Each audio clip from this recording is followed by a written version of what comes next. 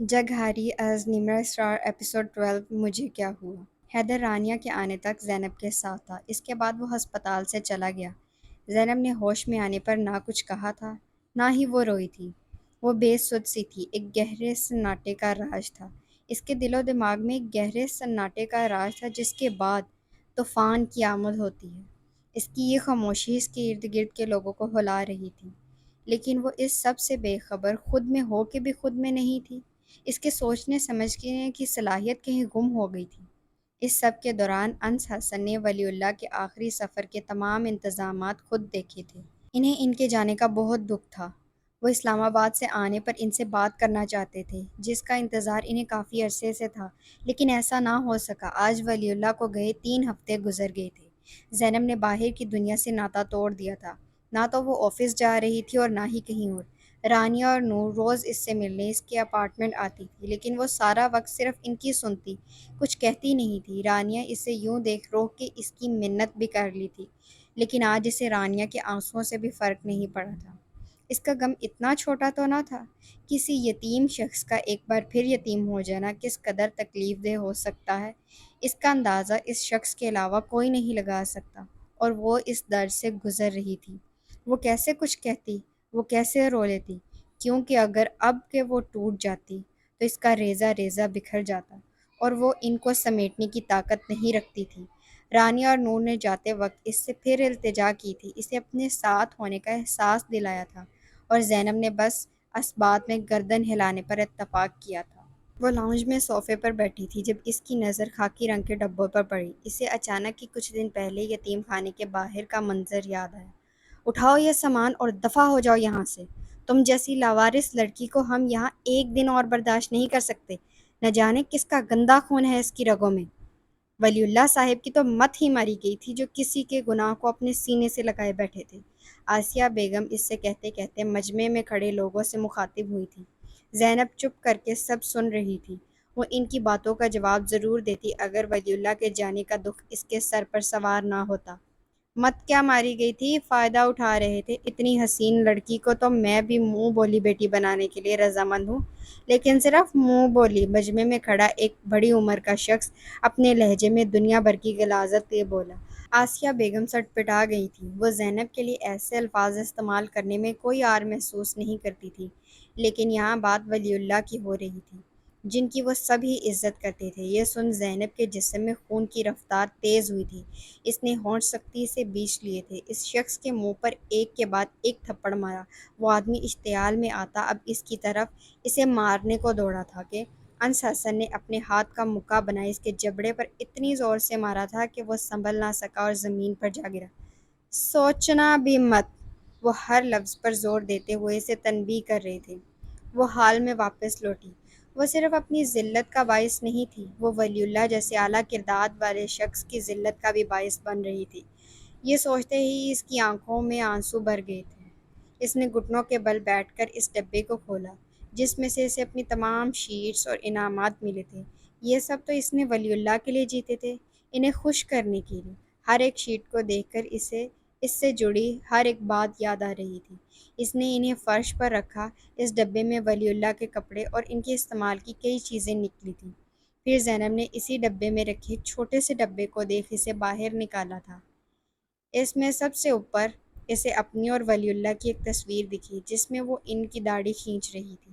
اس کے لبوں پر مسکراہٹ آئی اور اگلے ہی پل آنکھوں میں آنسو بڑھ گئے تھے۔ اس میں اسے گلابی رنگ کا ایک چھوٹے بچے کا کمبل اور ایک جوڑا بھی ملا تھا۔ اس کے علاوہ اس میں ایک چھوٹا سا سونے کا لاکٹ تھا جس پر زیڈ حرف بنا ہوا تھا۔ 2 سونے کی چھوٹی چھوٹی چوڑیاں تھیں۔ زینب کو بے حد حیرت ہوئی۔ کیا بابا اس کے بچپن میں امیر تھے؟ کیا ان کے پاس اتنا پیسہ تھا کہ وہ اسے یہ سب دلا سکتے؟ یہی سوچتے اس نے اس میں سے آخری چیز نکالی تھی، ایک خاکی رنگ کا لفافہ جو اس کو خاک میں ملانے کے لیے کافی تھا۔ اس نے اسے کھولا تھا۔ اندر ایک خط موجود تھا۔ وہ اسے کھول کر اپنے سامنے کیے پڑھنے لگی۔ السلام علیکم، اخبار میں آپ کا دیا اشتہار دیکھا تھا، اس میں سے آپ کا پتہ دیکھ کر آپ کو خط لکھ رہی ہوں۔ آپ کو کچھ بتانا چاہتی ہوں، سوچا نہیں تھا کسی انجان کو یہ سب بتاؤں گی، پر اب آپ انجان بھی کہا رہے ہیں۔ میں ایک بدقسمت ماں ہوں جو اپنے بچوں کی اچھی تربیت نہ کر سکی۔ میری چھوٹی اور سب سے لاڈلی بیٹی نے محبت کی تھی۔ پتہ نہیں محبت کی یہ کون سی قسم تھی کہ ہر حد عبور کر لی گئی تھی۔ اللہ کی بنائی حدود کا احترام نہ کیا گیا جس کا نتیجہ آپ کے پاس ہے۔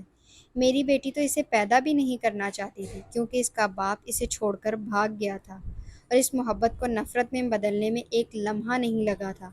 جہاں وہ مجھے پردے میں رکھ اپنا دامن کالا کر رہی تھی وہیں وہ بھلے اس ننھے وجود کو بھی ختم کر دیتی، لیکن میں کیسے کسی کے قتل میں شریک ہو سکتی تھی؟ میں نے ایسا نہیں کرنے دیا۔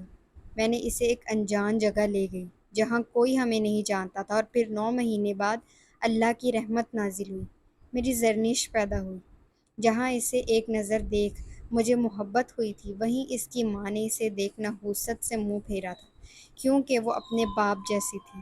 اس کی آنکھیں ہو بہو اپنے باپ جیسی کالی گہری سیاہ آنکھیں تھیں، لیکن ایک بات نہیں تھی ان کی آنکھوں میں، یہ بولتی تھی جو اس کے لب نہ بولتے تھے، وہ پڑھ لیتی تھی جو سامنے والا کہہ نہ سکتا تھا۔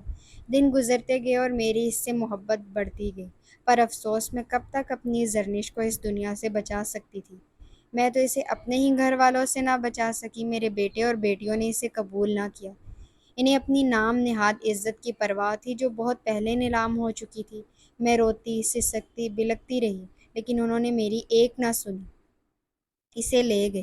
میں گھر کے باہر سیڑھیوں پر بیٹھی تھی جب وہ واپس آیا۔ میں نے پوچھا کہاں چھوڑ آئے ہو میری زرنش کو؟ وہ مجھے پکڑے اندر لے آیا۔ میں نے ایک بار پھر پوچھا غلاظت کچرے میں رہے تو ہی اچھی لگتی ہے، گھر میں نہیں، اس نے کہا تو میرا رواں رواں جلنے لگا۔ میں نے اسے خوب کھری کھوٹی سنائی، پر اس کے چٹان سے سخت لفظوں نے میری بولتی زبان کو بند کر دیا۔ جب اس کی ماں کو کوئی فرق نہیں پڑتا اس کے جینے مرنے سے، تو آپ کو بھی نہیں پڑنا چاہیے۔ یہ نہ ہو اس گھر میں پڑی دوسری غلاظت کو بھی میں باہر پھینکاؤں۔ رشتہ دیکھیں اس کا اور چلتا کریں اسے۔ میں اب اسے اپنے گھر میں مزید برداشت نہیں کر سکتا۔ میں کچھ نہ کر سکی سوائے دعاؤں کے۔ پھر ایک ہفتے پہلے اخبار میں آپ کا دیا اشتہار پڑھا۔ میں اللہ کا جتنا شکر ادا کر سکتی تھی میں نے کیا۔ اس نے میری زرنش کو اپنی امان میں رکھا، اسے صحیح سلامت رکھا۔ میں تو آپ سے یہ بھی نہیں کہہ سکتی کہ میری زرنش کا خیال رکھیے گا، کیونکہ جس کی ماں نے اسے قبول نہیں کیا، اسے دنیا کیسے قبول کرے گی؟ یہ خط لکھنے سے پہلے میں نے آپ کے متعلق کچھ معلومات حاصل کی تھی۔ مجھے آپ کی بیوی اور بیٹی کا بہت افسوس ہے۔ شاید اللہ نے اس بچی کو ہی آپ کے لیے اس دنیا میں بھیجا ہے۔ میں آپ کو اسے سونپتی ہوں، آج سے یہ آپ کی ہے۔ میں اس کی پیدائش کے سرٹیفکیٹ آپ کو بھیجی ہوں، ساتھ میں کچھ رقم بھی۔ امید کرتی ہوں یہ آپ کے کام آئے گی۔ میں امید کرتی ہوں آپ زرنش کا خیال رکھیں گے۔ اللہ حافظ، زرنش کی نانو۔ زینب نے خط پڑھ کر اپنے چہرے پر ہاتھ پھیرا تھا۔ اس کا چہرہ آنسوؤں سے پاک تھا۔ طوفان آیا تھا اور ہر چیز کو تہس نہس کر اس کی آنکھوں کو بھی خشک کر گیا تھا۔ اس نے اپنے شک کو دور کرنے کے لیے لفافے کو الٹ دیا تھا۔ اس میں سے نوٹوں کی گڈیاں اور ایک اخبار اور کچھ دستاویز نکلے تھے۔ زینب کو اسے اٹھانے کی ہمت نہیں تھی، پر اسے سچ جاننا تھا۔ اس کے ہاتھ اور ہونٹ بری طرح کانپ رہے تھے۔ اس نے اپنے کانپتے ہوئے ہونٹوں کو دانتوں تلے دبایا اور کانپتے ہاتھوں سے اخبار کو اٹھایا۔ اس نے تیزی سے دھڑکتے دل سے اس میں اشتہار ڈھونڈا۔ وہ اسے مل گیا تھا۔ اس کے چہرے کا رنگ سفید پڑا تھا، وہاں اس کی تصویر چھپی تھی، انہی کپڑوں میں جو اس ڈبے میں نکلے تھے۔ گلے میں لاکٹ بھی وہی تھا جو ابھی وہ دیکھ چکی تھی۔ اس نے سب کو پھینک لمبی لمبی سانسیں لیتے چکر لگانے شروع کر دیے تھے۔ منظر بدلا۔ تمہیں کتنی بار کہا ہے اس لڑکی کے پاس مت جایا کرو؟ آسیہ بیگم دعا کو سخت گھورتے ہوئے بولی تھی۔ کیوں نہیں جایا کروں؟ دعا معصومیت سے سوال کیا۔ کیونکہ وہ گندی ہے، وہ غصے سے بولی۔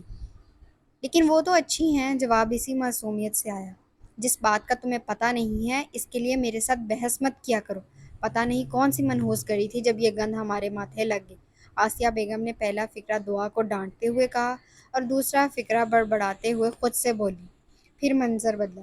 سر میں ان کے ساتھ کام نہیں کرنا چاہتا، حیدر نے ان پر زور دے کر کہا۔ کیوں؟ سر رضا نے حیدر کی آنکھوں میں دیکھ کر پوچھا۔ سر میں غیر خاندانی لوگوں کے ساتھ کام کرنا پسند نہیں کرتا۔ بڑے ہی اطمینان سے توجیہ پیش کی گئی۔ پھر منظر بدلا۔ جو چیز اللہ نے مجھے دی ہی نہیں، وہ اللہ سے مانگنا بھی نہیں چاہتی۔ اس میں اللہ کی کوئی مصلحت ہوگی؟ زینب نے ولی اللہ کو لاجواب کیا۔ اور بابا، اگر مانگ بھی لوں تو کیا وہ لوگ مل جائیں گے جو ہے ہی نہیں؟ وہ کہنے کے ساتھ اپنی ہتھیلیوں کو رگڑ رہی تھی جیسے لکیروں کو مٹانا چاہتی ہو۔ اور اگر وہ مل گئے تو؟ ولی اللہ نے بے ساختہ کہا۔ اسے ان کی اس بات کا مطلب اب سمجھ آیا تھا، جسے اسے اپنا دھوکہ سمجھ کر نظر انداز کر دیا تھا۔ یہ اٹھاؤ سامان اور دفع ہو جاؤ یہاں سے۔ تم جیسی لاوارث لڑکی کو ہم یہاں ایک دن اور برداشت نہیں کر سکتے۔ نہ جانے کس کا گندا خون اس کی رگوں میں ہے۔ ولی اللہ صاحب کی تو مت ہی ماری گئی تھی، جو کسی کے گناہ کو اپنے سینے سے لگائے بیٹھے تھے۔ رانیہ، مجھ سے زبان مت چلاؤ۔ تم اس لڑکی کے ساتھ اب مجھے نظر نہ آؤ۔ بد چلن ماں کی بد چلن بیٹی۔ غلاظت کچرے میں ہی رہے تو اچھی لگتی ہے، گھر میں نہیں۔ تم نے خود کو سمجھ کیا رکھا ہے؟ ہاں، میں بتاؤں تم کیا ہو؟ تم ایک حرام کی پیداوار ہو۔ تلخ جملے اس کی سماعتوں سے گزر رہے تھے، اسے اس کی حقیقت دکھا رہے تھے۔ وہ آنکھیں زور سے بند کیے سانس لینے کی کوشش کر رہی تھی۔ جو حقیقت لوگ اسے دکھا رہے تھے، اس نے حقیقت دیکھی ہی نہیں تھی۔ لیکن آج وہی حقیقت اسے اس کی اپنی قسمت دکھا رہی تھی، اور وہ کچھ نہیں کر پا رہی تھی۔ وہ تیزی سے اٹھی اپنے کمرے میں آئی۔ سائڈ ٹیبل کے دراز سے وہ چیزیں ادھر ادھر کرتی نیند کی گولیاں ڈھونڈ رہی تھی، جو تھوڑی ہی دیر کے بعد اسے مل گئی تھی۔ اس نے شیشے کو اپنی مٹھی میں بند کر کے کچن کا رخ کیا۔ گلاس شیلف سے اس نے ایک گلاس نکالا، پر اس کے ہاتھوں کی کپ کپاہٹ کی وجہ سے وہ زمین پر گرا اور چور چور ہو گیا۔ اس نے پھر سے ایک گلاس نکالا، لیکن وہ بھی ٹوٹ گیا۔ اب کہ اس نے بے بسی سے اپنے دونوں ہاتھوں سے گلاس کو تھام کر کچن کاؤنٹر پر رکھا۔ فریج سے پانی نکال اس نے گلاس میں اونڈیلا تھا، جس میں سے آدھا سلف پر گرا اور آدھا فرش پر گرا تھا۔ وہ بری طرح کانپ رہی تھی۔ اس نے گولیاں ہتھیلی پر نکالی تو وہ بھی یوں ہی گری، اور کچھ اس کی ہتھیلی پر رہ گئی تھی۔ اس نے انہیں منہ میں ڈالا اور پانی کے ساتھ نکلا، جس میں سے بہت سارا پانی اس کے کپڑوں پر بھی گرا تھا۔ وہ لڑکھڑاتے قدموں کے ساتھ اپنے بیڈ پر آ کر بیٹھ گئی تھی۔ کچھ ہی دیر کے بعد پھر اس کی آنکھوں کے آگے اندھیرا چھایا تھا، اور وہ دنیا سے بے خبر بیڈ پر ڈھہ گئی تھی۔ بابا، بابا سن لینا، مجھے ایک وعدہ توڑنے کی اتنی بڑی سزا نہ دیں۔ میں برداشت نہیں کر پاؤں گی۔ آپ جیسا کہیں گے میں ویسا ہی کروں گی۔ آپ جہاں کہیں گے میں وہیں شادی کر لوں گی۔ پلیز بابا، جہاں تک پہنچے ہیں وہیں سے واپس آ جائیں، ورنہ آپ کی زندگی ٹوٹ جائے گی۔ پلیز بابا، پلیز، میرے پاس کوئی نہیں ہے، کوئی نہیں ہے، کوئی بھی نہیں۔ پلیز خود کو مجھ سے دور نہ کریں۔ میں میں ہمت نہیں رکھتی آپ کو۔ وہ آفس میں سر کرسی کی پشت پر گرائے آنکھیں بند کیے بیٹھے تھا، جب وہی سب اسے بند آنکھوں کے پیچھے دکھا، جو وہ ان 4 ہفتوں میں ان گنت بار دیکھ اور سن چکا تھا۔ پر یہ منظر، یہ الفاظ بھولے ہی نہیں جا رہے تھے۔ اس نے آنکھیں کھولی جن میں الجھن رقم تھی۔ انہی آوازوں کے زیر اثر ٹیبل سے والیٹ اور کیز اٹھائے، اپنے کیبن سے باہر نکلتے وہ پارکنگ ایریا میں کھڑی اپنی گاڑی میں آ بیٹھا، اور بے مقصد ہی سڑکوں پر گاڑی دھرانے لگا۔ مجھے کیا ہوا ہے یہ میں نے ہی نہ جانا۔ 5-6 گھنٹوں کی ڈرائیو کے بعد وہ تھکا نہیں تھا، اور اسی طرح جگہ جگہ کی کھانک چھانکتا پھرتا اگر وہ اس جگہ کو نہ دیکھتا۔ یہ ایک پرائیویٹ اسکول تھا جو بڑے رقبے پر بنا ہوا تھا۔ اس نے گاڑی کو لاک کر اندر کا رخ کیا۔ آفس کے آگے رک کر اس نے دروازے کو نوک کیا۔ سامنے بیٹھی لڑکی نے اپنا قلم روک کر سر اٹھایا اور اس سمت دیکھا تھا، اور اس کو دیکھ کر بڑی سی مسکان اس کے چہرے پر سج گئی تھی۔ السلام علیکم حیدر بھائی، وہ کچھ جوش سے بولی۔ وعلیکم السلام، کیسی ہو؟ اس نے میز کے آگے رکھی چیئر پر بیٹھتے مسکراتے ہوئے خوش دلی سے پوچھا۔ الحمدللہ، آپ کیسے ہیں؟ وہ پوری طرح اس کی طرف متوجہ ہوئی تھی، اب اس سے پوچھ رہی تھی۔ کیسا لگ رہا ہوں؟ حیدر نے الٹا اس سے ہی سوال کیا۔ ویسے تو ٹھیک لگ رہے ہیں، پر آنکھیں دیکھ کر ایسا لگ رہا ہے جیسے کافی راتوں سے سوئے نہیں ہیں۔ اس نے حیدر پر ایک بھرپور نظر ڈال کر کہا۔ ہاں، بس کام کی مصروفیت کی وجہ سے۔ ویسے تمہارا کام ٹھیک چل رہا ہے؟ کسی کی مدد کی ضرورت تو نہیں؟ حیدر نے مہارت سے موضوع بدلا تھا۔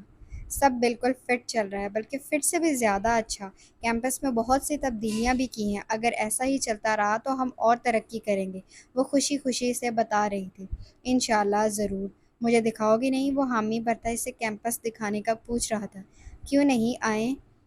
پہلے ذرا میں یہ سامان سمیٹ لوں، بس 5 منٹ۔ اس نے ڈیسک پر پھیلے پیپرز کی طرف اشارہ کر کے کہا۔ حیدر مصروف سے انداز میں اس کے آفس کا جائزہ لیتا اب کمرے کے دائیں جانب بنی کھڑکی کے پاس کھڑا، یہاں سے کیمپس کا بہترین ویو دیکھ رہا تھا، جب سامنے ہی بلڈنگ پر اس کی نظریں جم سی گئی۔ یہ کون ہے؟ حیدر نے عائشہ سے پوچھا۔ کون یہ؟ عائشہ نے اس کے برابر میں کھڑے ہو کر آنکھوں کے ارتکاز کرتے کہا۔ زینب ولی اللہ، یہ ہماری سیکرٹ ڈونر ہیں۔ ان سے پہلی ملاقات کافی عرصہ پہلے ہوئی تھی، جب میں کسی کام کے سلسلے میں باہر گئی ہوئی تھی، تو یہاں کی انچارج نے ایک بچی کو فیس پے نہ ہونے پر اسکول سے باہر نکال دیا تھا۔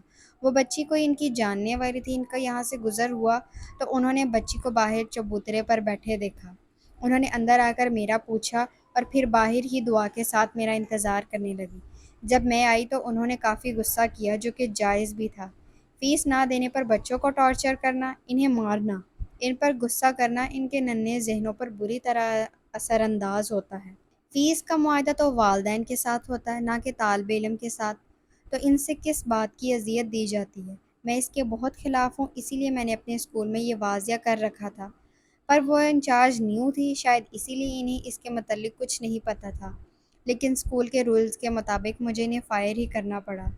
اور جب سے اب تک دعا جیسے بہت سے بچوں کی فیس یہی دیتی ہیں، لیکن وہ چاہتی ہیں ان کے اس عمل کو پوشیدہ رکھا جائے۔ ایکسکیوز می سر، آپ ایسے اندر نہیں جا سکتے، ایک لڑکی نے آفس میں داخل ہوتے ہوئے شخص سے کہا، جو اس کی کوئی بھی سنے بغیر اندر چلا آ رہا تھا۔ ان کی آوازوں نے عائشہ کی بات میں خلل ڈالا تھا۔ اس نے پیچھے مڑ کے آنے والے کو دیکھا تھا۔ مل گیا، آنے والے نے کہتے ساتھ ہی موبائل سے گردن اٹھا کے عائشہ کو دیکھا اور دیکھتا ہی رہ گیا۔ آپ ایسے کیسے اندر آ گئے؟ وہ غصے سے بولی۔ علی کو جیسے سوال سنا ہی نہیں دے رہا تھا، اس کا کان ایک بار پھر سن ہوا تھا۔ عائشہ نے اسے خود کو گھورتا پایا تو کڑے تیوروں سے ایک بار پھر پوچھا، میں آپ سے پوچھ رہی ہوں، آپ ایسے کیسے اندر آ گئے؟ پیروں سے، اس نے سر کو ہلکا سا خم دے کر اپنے پیروں کو دیکھتے کہا، جو عائشہ کے غصے کو بڑھانے کے لیے بہت تھا۔ ناٹ سو فنی، وہ سیخ پا ہوئی تھی۔ تم یہاں کیسے؟ حیدر نے اطمینان سے علی سے پوچھا۔ وہ ان کی باتیں سن چکا تھا۔ تمہیں کچھ اندازہ ہے؟ پچھلے 5-6 گھنٹوں سے تم غائب ہو۔ عباس انکل کی کال آئی تھی، تمہارا پوچھ رہے تھے۔ پھر کیا تھا؟ میں نے تمہیں ڈھونڈ لیا اور آ گیا تمہیں لینے، وہ عام سے انداز میں بتا رہا تھا۔ Ayesha, meet my friend Ali Ahmed. Ali, meet my sister Ayesha Asghar. Haider نے علی کی بات کو نظر انداز کرتے ہوئے ان کا تعارف کروایا۔ نائس ٹو میٹ یو عائشی، علی نے فرینک ہوتے عائشہ سے کہا۔ کیا کہا آپ نے؟ عائشہ کے تو سر پر لگی اور تلووں پر بجھی۔ آپ سے مل کر اچھا لگا، علی نے مسکراہٹ دبائی۔ اس کے بعد وہ زور دیتی بولی، عائشی، علی نے دانتوں کی نمائش کرتے کہا۔ اٹس عائشہ، وہ چبا چبا کر بولی۔ ناٹ فار می، وہ نفی میں گردن ہلاتا مسکراتا ہوا بولا۔ اللہ حافظ، حیدر نے علی کو کالر سے گھسیٹتے ہوئے باہر لے جاتے عائشہ سے کہا۔ پھر آئیے گا حیدر بھائی، عائشہ نے پیچھے سے ہانک لگاتے ہوئے حیدر سے کہا۔ حیدر نے جہاں بڑبڑاتے ہوئے کبھی نہیں کہا تھا، وہیں علی نے ضرور کہا تھا۔ بہن ہے میری۔ حیدر نے غصے سے علی کا کالر ایک جھٹکے سے چھوڑتے ہوئے اسے یاد دہانی کرائی تھی۔ بیوی صرف میری بنے گی، وہ حیدر کی آنکھوں میں آنکھیں گاڑے بے حد سنجیدگی سے اسے بارآور کرا رہا تھا۔ حیدر نے کچھ دیر بغور اسے دیکھا۔ جب وہ تمہیں قبول کرے گی، وہ مسکراتے ہوئے ڈرائیونگ سیٹ پر جا بیٹھا۔ کیوں نہیں کرے گی؟ ضرور کرے گی، علی نے حیدر کے برابر والی سیٹ پر بیٹھتے کہا، جس میں وہ خود کو یقین دلا رہا تھا۔ میں دعا گو ہوں، حیدر نے مسکراہٹ چھپائی تھی۔ حیدر ابھی رستے میں ہی تھا جب احمر کی کال آئی۔ کہاں ہو تم؟ تمہیں پتہ نہیں ہے صفا کا اتنی دیر باہر رہنا ٹھیک نہیں ہے، پھر بھی تم اسے لے گئے ہو۔ گھر جلدی پہنچو، سب پریشان ہیں وہاں۔ وہ غصے سے بھرا بات کر رہا تھا، لیکن صفا میرے ساتھ نہیں ہے، اس نے سپیڈ کم کی تھی۔ کیا؟ تو پھر کہاں ہے؟ ماموں بتا رہے تھے کہ وہ ہاشم کے ساتھ بھی نہیں ہے۔ گھر پر کال کی تھی، وہ صفا کا پوچھ رہا تھا، لیکن سب کو لگا وہ تمہارے ساتھ ہے، کیونکہ وہ صبح سے باہر جانے کی ضد کر رہی تھی اور تمہیں کال بھی کر رہی تھی۔ احمد پریشانی سے ساری صورتحال اسے بتا رہا تھا۔ گھر پر ابھی کسی کو کچھ مت بتانا، میں دیکھتا ہوں۔ حیدر نے کال منتقل کر کے گیئر ڈال کر گاڑی کی سپیڈ بڑھائی تھی۔ آج رانیہ اور نور زینب کے ساتھ شاپنگ پر آئی تھی۔ وہ بظاہر ایک بار پھر پہلے جیسی ہو گئی تھی، لیکن اندر بہت کچھ ٹوٹ پھوٹ کا شکار ہو گیا تھا۔ لیکن اب بھی اس کے گرد کچھ لوگ موجود تھے جو اس سے بے غرض محبت کرتے تھے۔ اس نے ان کے لیے خود کو پیچھے چھوڑا تھا، لیکن کیا واقعی اس نے خود کو پیچھے چھوڑ دیا تھا؟ کیونکہ تنہائی میں اس کا اپنا آپ اس کے سامنے کھڑا ہو جاتا تھا۔ سوچوں کا مدار ایک ہی سوچ کے گرد گھومنے لگتا تھا۔ وہ ٹوٹنے اور جڑنے کے عمل سے روز گزرتی تھی، بنا کسی بین کے، بنا کسی آنسو کے۔ ٹوٹنے اور جڑنے کے اس عمل میں اس کے وجود پر بہت سی دراڑیں ڈال دی تھی جنہیں چھپانے کی انتھک کوشش میں وہ لگی رہتی تھی۔ یہ تینوں باتیں کرتی ہاتھوں میں شاپنگ بیگز تھامے پارکنگ ایریا میں اپنی گاڑی کے پاس آئی تھی۔ جب زینب کو کسی کے کراہنے کی آواز سنائی دی، اس نے آگے پیچھے نظر گھما کر دیکھا۔ یہاں اس وقت یہی تینوں موجود تھیں۔ زینب نے اپنا وہم جان کر اسے نظر انداز کیا۔ ایک زور کی درد بھری آواز نے ان تینوں کو اپنی طرف متوجہ کیا۔ وہ ایک دوسرے کو دیکھتے ہوئے اب آواز کا ارتکاز کرتی ایک کار کے پاس رکی تھی۔ انہیں کوئی نظر نہیں آیا۔ زینب نے جلدی سے کار کی دوسری جانب دیکھا۔ نیچے بہت سے بیگز گرے تھے اور ایک لڑکی فرش پر بیٹھی درد سے بری طرح کرا رہی تھی۔ وہ ایکسپیکٹ کر رہی تھی۔ زینب صورتحال کو سمجھتے ہوئے اس کے پاس گھٹنوں کے بل بیٹھی اور اس لڑکی کی آنکھوں سے آنسو اور زبان سے کراہوں کے سوا کچھ نہیں نکل رہا تھا۔ تم دونوں یہی رکو ان کے پاس، میں گاڑی لے کر آتی ہوں، وہ رانیہ اور نور سے کہتی اپنی گاڑی کی جانب بھاگی تھی۔ زینب کار پارکنگ ایریا سے نکال کر اپنی سابقہ جگہ پر آئی تھی اور ان تینوں نے اس لڑکی کو سہارا دے بیک سیٹ پر بٹھایا تھا۔ رانیہ اور نور اس کے ساتھ ہی بیک سیٹ پر بیٹھ گئی تھیں۔ زینب اس لڑکی کو قریبی ہسپتال میں لے آئی اور ایمرجنسی میں داخل کروایا۔ لیبر روم کے باہر نور اور رانیہ پریشان سی بیٹھی تھی جبکہ زینب مضطرب سی ٹہل رہی تھی۔ زینی، ہمیں ان کے گھر والوں کو انفارم کرنا چاہیے، نور نے کہا تو زینب کے قدم رک گئے۔ لیکن کیسے؟ زینب نے سوچتے ہوئے سوال کیا۔ اگر کوئی کانٹیکٹ نمبر مل جائے، رانیہ نے سوچتے ہوئے کہا۔ ان کے پاس سامان تھا، ہو سکتا ہے موبائل بھی ہو اس میں، رانیہ پرجوش ہوتی بولی۔ ہاں ہو سکتا ہے، میں چیک کر کے آتی ہوں، تم دونوں یہاں کا خیال رکھو۔ وہ حامی بھرتے ہوئے ہسپتال سے باہر آئی، اپنی کار کی ڈگی میں اس لڑکی کا موبائل تلاش کرنے لگی۔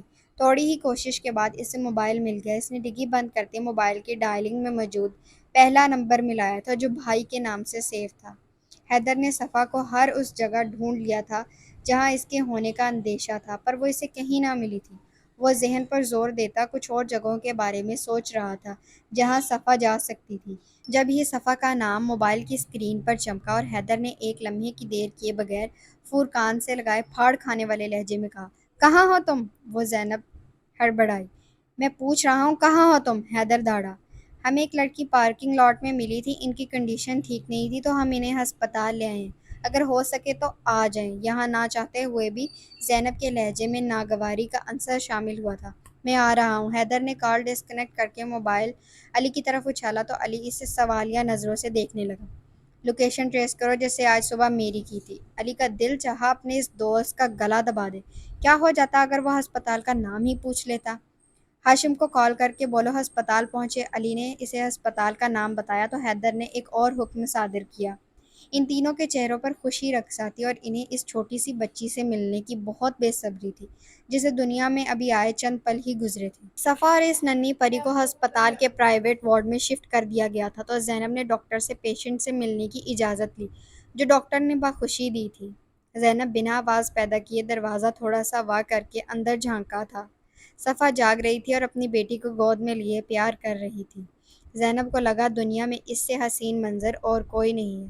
صفا نے اشارہ کر کے اسے اندر بلایا تو وہ تینوں صف باندھے اندر داخل ہوئی۔ اب کیسی ہے آپ کی طبیعت؟ وہ تینوں ایک ہی وقت میں بولی تو صفا مسکرا دی اور اسے مسکراتا دیکھ یہ سب بھی مسکرائی۔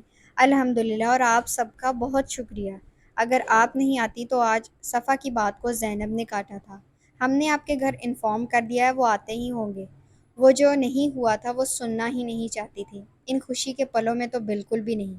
اچانک دروازہ کھولے ہاشم اندر آیا تھا جسے دیکھ صفا کے چہرے پر رنگوں کی بہار آئی تھی۔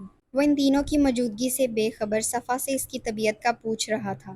اس کا انداز ایسا تھا کہ صفا جھنپ گئی اور جلدی سے اس کی گود میں بچی کو ڈالا۔ ہاشم کچھ پل دم سادے اپنی بیٹی کو دیکھا تھا اور پھر اس نے جھکتے ہوئے اس کے ماتھے پر محبت سے اپنا لمس چھوڑا تھا۔ زینب نے دیکھا تھا اس کی آنکھوں میں نمی آئی تھی جسے وہ جذب کر گیا تھا۔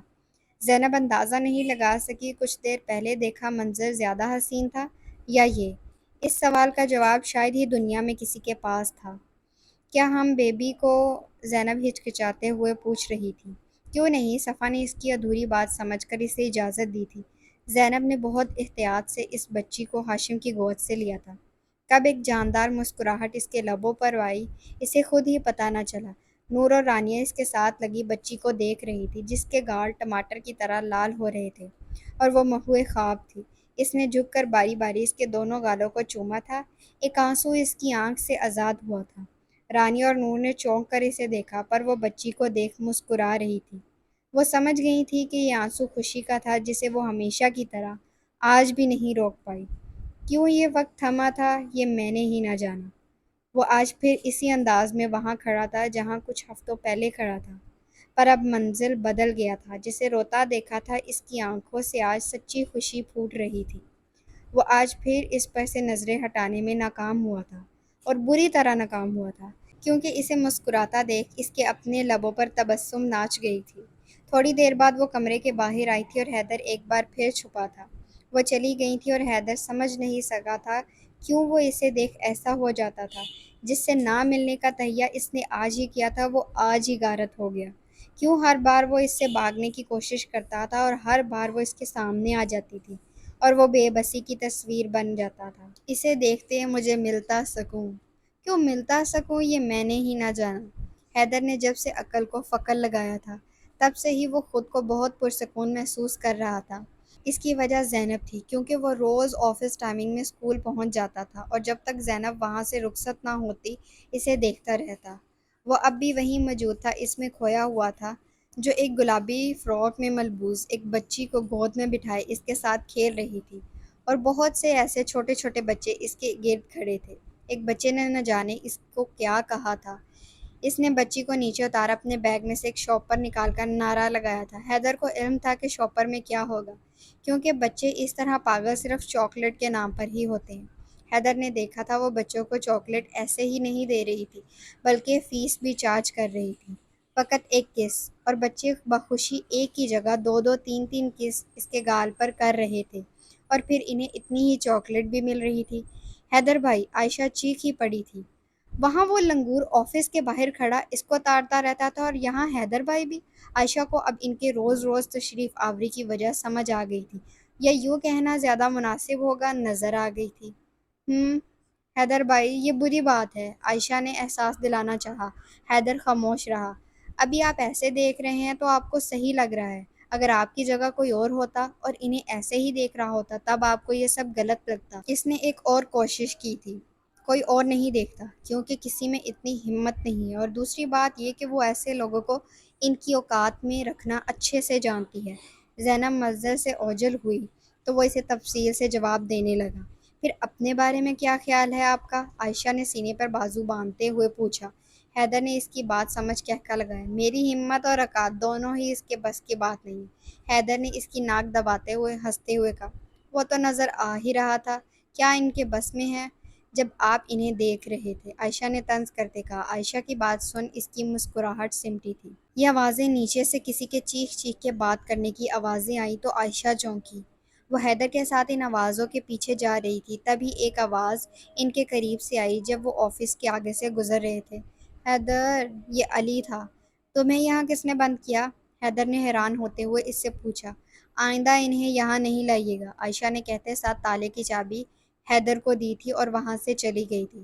سن لیا؟ حیدر نے علی کو باہر نکالتے ہوئے جتایا۔ کچھ کہا کیا؟ وہ انجان بنا۔ کچھ نہیں، حیدر نے تعصب سے کہا۔ سامنے کا منظر دیکھ ان دونوں کے چلتے قدم وہیں ٹھہر گئے تھے۔ ہم نے اپنے بچوں کو یہاں پر داخلہ ان کی اچھی تعلیم کے لیے کیا ہے، نہ کہ اس لیے کہ آپ ان جیسی لڑکیوں کو یہاں پر آنے کی اجازت دیں اور ہمارے بچوں کا مستقبل برباد کر دیں، ایک عورت غصے میں زینب کی طرف اشارہ کر کے کہہ رہی تھی۔ ہم تحمل سے بات کر لیتے ہیں، آپ میرے ساتھ چلیں۔ عائشہ نے بگڑتی بات سنبھالنی چاہیے۔ آپ مجھ سے کہہ رہی ہیں کہ میں تحمل سے بات کروں، یہ جانتے ہوئے کہ آپ نے ایک بد کردار، بد چلن اور بد ذات لڑکی کو یہاں رکھا ہوا ہے، جس کا کل بھی گند سے اٹا ہے اور آج بھی صرف گند ہی گند ہے، جس کے نہ ماں کا پتہ ہے نہ باپ کا، جس کی رگوں میں کس کا گندا خون دوڑ رہا ہے کوئی نہیں جانتا، جسے ولی اللہ صاحب کچرے کے ڈھیر سے اٹھا لائے تھے بنا یہ سوچے سمجھے یہ کس کا گناہ ہے۔ کسی نے حرام کاری کر کے اسے پیدا کیا ہے، اور اس حرام کی چیز کو اپنے تن سے ہی نہیں اپنی زندگی سے بھی باہر پھینک دینا چاہیے۔ عائشہ کی بات سن آسیہ بیگم ہتھے سے ہی اکڑ گئیں۔ آسیہ بیگم دعا کی ٹیچر سے اس کی پروگرس معلوم کرنے آئی تھی۔ جب انہوں نے یہاں زینب کو دیکھا جو جا رہی تھی تو ان کا پارا ہی ہائی ہو گیا۔ عائشہ سکتے کے عالم میں چلے گی، وہ عورت کیا اول فول بک رہی تھی، اسے کچھ سمجھ نہیں آ رہا تھا۔ اسے کہا برا، مجھے لگا برا، کیوں لگا برا، یہ میں نے ہی نہ جانا۔ حیدر غصے سے لال پیلا ہوتا، لمبے لمبے ڈاگ بھرتا۔ اس کی جانب بڑھ رہا تھا کہ علی نے زور سے اس کا بازو کھینچا تھا۔ ابھی تمہارا کوئی بھی عمل زینب کے دامن پر صرف داغ لگائے گا۔ وہ مضبوطی سے حیدر کو تھامے سمجھا رہا تھا۔ حیدر نے اس کی بات سمجھ آنکھیں اور مٹھیاں زور سے بھینچ لی تھیں۔ وہ اپنے غصے پر قابو پانے کی کوشش کر رہا تھا۔ علی اسے وہاں سے لیے ہٹ گیا جہاں ان کی آوازیں نہیں آ رہی تھیں۔ زینب چپ چاپ وہاں سے چلی گئی تھی۔ عائشہ نے جلدی سے ہوش میں آتے معافی تلافی کرتے صورتحال کو سنبھالا تھا اور کچھ ہی وقت میں سب ایک بار پھر پہلے جیسا ہو گیا تھا۔ سب اپنی اپنی کلاسوں میں واپس چلے گئے تھے۔ آسیہ بیگم کے اسکول سے باہر جاتے ہی زینب ایک بار پھر اندر گئی تھی، لیکن اب کی بار اسے عائشہ سے کچھ بات کرنی تھی۔ اسے آفس کی طرف جاتے دیکھ حیدر اور علی نے دیکھا تھا اور حیدر کو اس کے باہر آنے کا انتظار تھا۔ وہ جیسے آئی تھی ویسے ہی واپس چلی گئی تھی۔ حیدر کو اس کے چہرے پر کوئی ایک تاثر بھی نظر نہیں آ رہا تھا۔ کیا کہہ رہی تھی وہ؟ حیدر نے آفس میں آتے ہی عائشہ سے پوچھا۔ آج جو کچھ ہوا اس کے لیے سوری۔ میں کبھی یہ نہیں چاہتی تھی آپ کو میری وجہ سے اتنا سب کچھ برداشت کرنا پڑا۔ میں جانتی ہوں اس سب سے آپ کے اسکول کی ساکھ کو نقصان پہنچ سکتا ہے، لیکن یہ پہلی اور آخری بار تھا۔ آئندہ ایسا نہیں ہوگا، کیونکہ اب سے میں یہاں نہیں آؤں گی، لیکن میں آپ کو چیک پہنچا دوں گی۔ دیر ہو رہی ہے، چلتی ہوں، اللہ حافظ۔ عائشہ نے کسی طوطے کی طرح حرف بحرف حیدر کو زینب کا کہا سنا دیا تھا۔ میں جانتی ہوں یہ سب پہلی دفعہ نہیں ہوا ہے ان کے ساتھ، ورنہ وہ کوئی تو جواب دیتی، کچھ تو کرتی، کچھ تو کہتی، لیکن انہوں نے کچھ نہیں کہا، وہ بس سنتی رہیں۔ اتنے سخت لفظ انہوں نے اپنی ذات پر برداشت کر لی۔ آپ کو پتہ ہے بھائی، وہ یہ سب ایسے کہہ گئیں جیسے کچھ ہوا ہی نہ ہو، لیکن آنکھوں میں سیاہی تھی، وہ سیاہی جو اس عورت نے اپنے لفظوں کے ذریعے ان میں انڈیلی۔ اور جانے کتنے ہی لوگ کتنی ہی دفعہ دن میں ایسا کرتے ہوں گے، اور یہ سیاہی ان کی آنکھوں سے اترتی دل کو سیاہ کر رہی ہے۔ وہ ایک غیر مرئی نقطے کو دیکھتی کہہ رہی تھی، تیرے دل پہ لگی ہے جو یہ سیاہی، مجھے کچھ بھی کر کے مٹانی ہے۔ کیوں مٹانی ہے یہ میں نے ہی نہ جانا۔ بھائی اس سے پہلے لوگ ان کے دل کو مکمل سیاہ کر دیں، آپ کچھ کریں۔ وہ پرنم آنکھیں لیے حیدر سے التجا کر رہی تھی۔ عائشہ کے آنسو دیکھ علی کو آنسوؤں سے نفرت ہوئی تھی، شدید نفرت۔